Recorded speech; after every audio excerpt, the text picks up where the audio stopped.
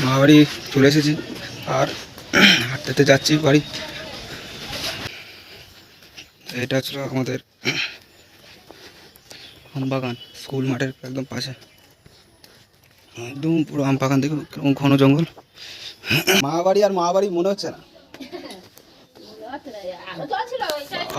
কি অবস্থা, হ্যাঁ কি অবস্থা। এই দেখো আমাদের মা বাড়ি, এটা মা বাড়ি ঘরে ঢুকেছে। আর এই দেখো সাপের চিংড়িগুলো কি করছে, এই দেখো কি করছি রে, হ্যাঁ বুঝতে ধরেছে। আজকে ভাইফোঁটা, তাই মার মাংস সবজি বাজার করে পড়েছে, তার সাথে আমি এখন তো ওই মিষ্টি নিয়ে যাচ্ছি টান টান করে তাড়াতাড়ি ভাইফোঁটা নেবো।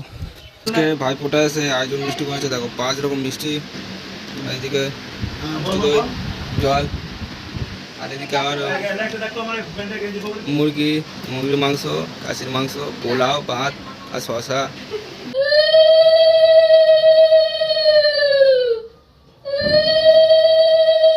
মানে খাওয়া দাওয়া করে নিয়েছি, এখন একটু শুয়ে একটু রেস্ট নেবো, নিয়ে তারপরে পরে বেরাবো।